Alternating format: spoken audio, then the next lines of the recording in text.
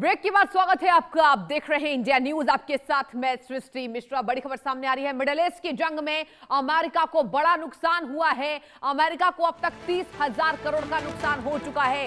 Iran के 10,000 करोड़ से ज्यादा का नुकसान। ईरान में 2,000 से ज्यादा लोगों की मौत हो गई है। इसके साथ अमेरिका और इजराइल के भी कई सैनिकों की मौत हो गई है। ये बड़ी खबर सामने आई है। बता दें आपको, आज मिडिल ईस्ट में महासंग्राम का दर्शकों 17वां दिन है और 17वें दिन भी तबाही बरकरार है। ईरान में 2,000 से ज्यादा लोगों की मौत हो गई है। ये बड़ी अपडेट सामने आई है, जहां अमेरिका और इजराइल के भी कई सैनिकों की मौत। और इसके साथ ही अमेरिका की बात करें, अमेरिका के लिए ये बात कही जा रही है कि मिडिल ईस्ट की जंग में अमेरिका को सबसे ज्यादा नुकसान हो रहा है। दिन प्रतिदिन अमेरिका को, बता दें आपको, लाखों करोड़ों रुपए बहाने पड़ रहे हैं केवल एक दिन में। और कहा जा रहा है कई देशों की ये जीडीपी के बराबर है अमेरिका का एक दिन का खर्च। इसके पहले भी हमने आपको लगातार अपडेट दिया था कि जिस तरीके से अमेरिका रोज इस जंग में अरबों डॉलर बहा रहा है। और इसी से जुड़ी एक खास रिपोर्ट आप देखिए।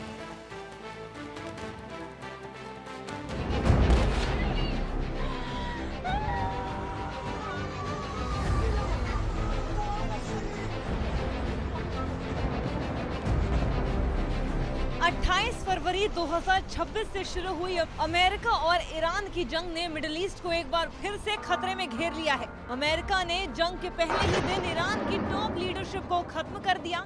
इसके बाद लगातार एयरक्राफ्ट, ड्रोन, मिसाइल और तेल डिपो को निशाना बनाया गया। सैकड़ों नागरिक मारे गए और अरब देशों में अमेरिकी दूतावासों को बंद करना पड़ा।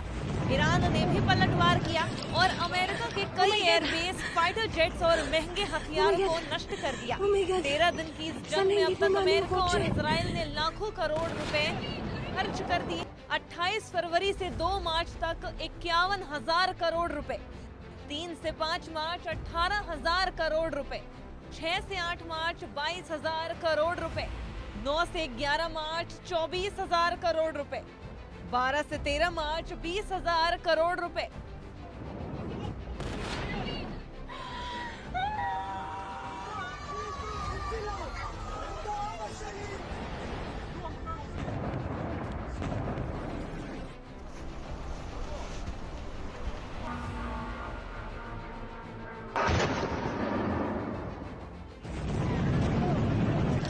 Oh my God!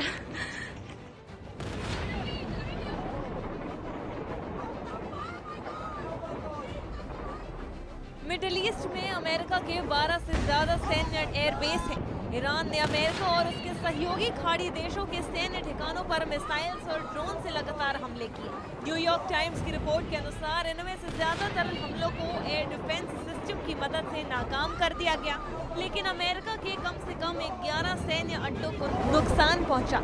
28 फरवरी को अमेरिकी इजरायली हमलों की शुरुआत के बाद ईरान ने जवाबी हमलों में सऊदी अरब के प्रिंस सुल्तान एयरबेस, कुवैत के अली अल सलेम एयरबेस और कैंप ब्यूहरिंग बेस, बहरीन में अमेरिकी नेवी की 5th फ्लीट का हेडक्वार्टर और कतर में अल उदैद एयरबेस को निशाना बनाया गया।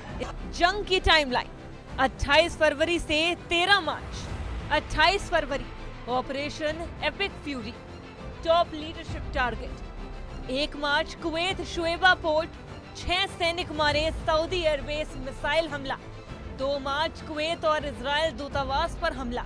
3 मार्च सऊदी रियाद एम्बेसी पर ड्रोन हमला। 4 मार्च बेरूत दूतावास बंद। 5 मार्च अजरबैजान नाखचिवन एयरपोर्ट पर ड्रोन हमला। 6 मार्च कुवैत ब्यूहरिंग कैंप में मेजर की मौत। 7 से 8 मार्च बगदाद दूतावास पर मिसाइल हमला। 10 मार्च बगदाद दूतावास पर फिर मिसाइल हमला। 11 मार्च पेंटागन की रिपोर्ट, 8 सैनिक मारे, 140 घायल। 12 से 13 मार्च लगातार हवाई हमले और मिसाइल स्ट्राइक। अरब देशों में दूतावास बंद, रोजाना $2 अरब खर्च।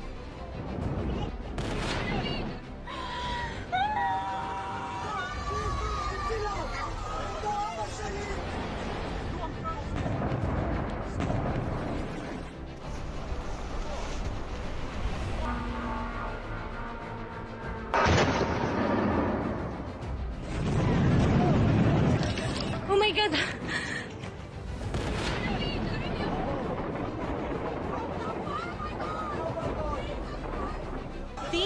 शुरू होने के बाद अमेरिका के 3 F-15E strike eagle fighter jets और 11 MQ-9 रीपर ड्रोन बर्बाद हो गए। 1 मार्च की रात कुवैत में अली अल सलेम एयरबेस के पास 3 F-15E जेट्स गिर गए। ये जेट्स दरअसल खामेनेई को मारने के लिए हुए अमेरिकी ऑपरेशन एपिक फ्यूरी में तैनात थे। अमेरिका ने ईरान के खिलाफ टॉमहॉक मिसाइल, GBU-31 बम और हिमार्स लॉन्च का इस्तेमाल किया। अमेरिका के पास लगभग 8 एडवांस्ड एयर डिफेंस सिस्टम है, जिन्हें थार्ड कहा जाता है। ये अमेरिका, दक्षिण कोरिया, इजराइल, सऊदी अरब, UAE, गुआम और मिडिल ईस्ट में तैनात है। जॉर्डन के मुफाक साल्टी एयरबेस पर लगे थार्ड का रडार सिस्टम ईरानी हमले में डैमेज हुआ। एक थार्ड सिस्टम की कीमत लगभग 22,000 करोड़ रुपए है। इसके अलावा अमेरिका ने 400 से ज्यादा टॉमहॉक मिसाइलें दागी, जिनमें से हर की कीमत करीब 11 करोड़ रुपए है। ईरान में अब तक कम से कम 12 से 55 की मौत, हमले में 12,000 से ज्यादा लोग घायल। इजराइल में इस दौरान 14 लोगों की मौत। पड़ोसी देश लेबनान में भी भारी नुकसान। लेबनान में 634 की मौत और 1500 घायल। हमले में कुवैत और UAE में 6 की मौत। सऊदी अरब में 2 नागरिकों की मौत। इराक में भी 26 लोगों की मौत। अमेरिका ने जंग में रोजाना लगभग 2 अरब डॉलर यानी 18,000 करोड़ रुपए खर्च किए। पहले हफ्ते में करीब 51,000 करोड़ रुपए का खर्च हो चुका था। एक्सपर्ट्स का कहना है कि अगर जंग जारी रही तो खर्च 2 अरब डॉलर तक भी पहुंच सकता है। ये खर्च मुख्य रूप से गोला बारूद और विमानों व समुद्री युद्धपोतों की ऑपरेशंस में हो रहा है। ईरानी हमलों का क्षेत्रीय असर भी बढ़ा है। अरब देशों में अमेरिकी दूतावास बंद हो गए, तेल की कीमतें बढ़ी और सुरक्षा व्यवस्था भी सख्त कर दी गई। अमेरिका के लिए चिंता का मुख्य कारण गोला बारूद और हथियार स्टॉक की कमी है। ईरान की रणनीति छोटे लेकिन सटीक हमले करने की है, जिससे अमेरिका को लंबे समय तक भारी खर्च और नुकसान झेलना पड़ सकता है। ईरानी हमलों में प्राइमरी स्कूल तक निशाना बना। अमेरिका और क्षेत्रीय सुरक्षा के लिए अलर्ट जारी कर दिया गया और जंग फिलहाल अभी भी जारी है और अमेरिका हर रोज अरबों डॉलर खर्च कर रहा है। इस तरह 13 दिन की जंग में अमेरिका के सैन्य ठिकानों, सैनिकों, ड्रोन और फाइटर जेट्स को भारी नुकसान हुआ। अमेरिकी दूतावास पर हमला हुआ और खर्च लाखों करोड़ में पहुंच चुका है। ये जंग अभी भी जारी है और भविष्य में क्षेत्रीय सुरक्षा और वैश्विक राजनीति पर इसके और बड़े असर देखने को मिल सकते हैं।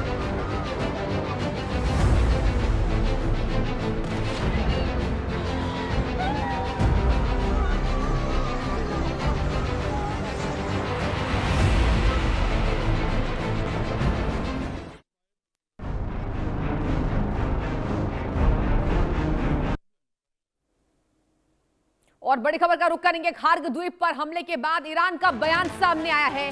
खार्ग द्वीप पर हमला हुआ तो पूरी दुनिया पर असर पड़ेगा। तो देखिए यहाँ पर किस तरीके से ईरान ने एक बार फिर से अमेरिका और इजराइल पर टेढ़ी नजर की है।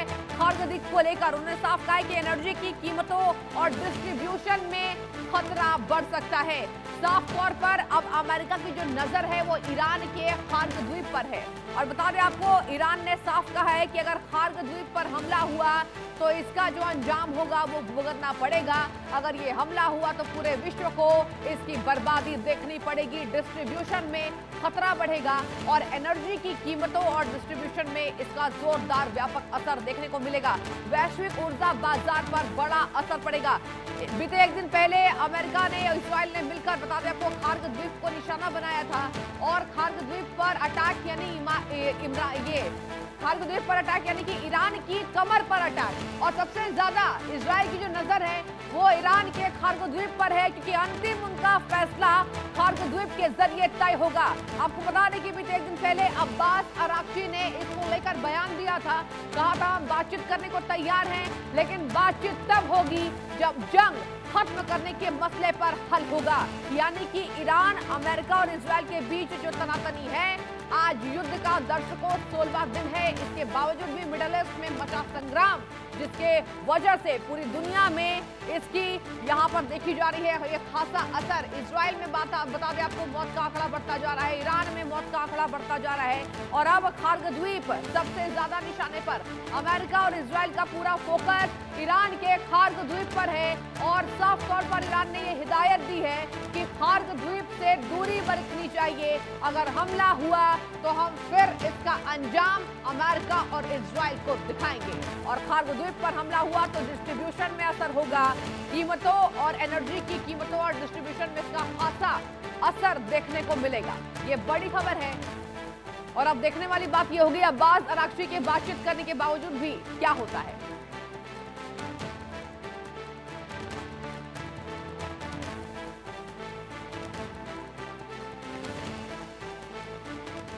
और बड़ी खबर सामने आ रही है, संसद भवन के एंट्रेंस गेट पर अफरा तफरी, अवैध वाहन रोकने के लिए सक्रिय हुए जवान। ये बड़ी खबर आपके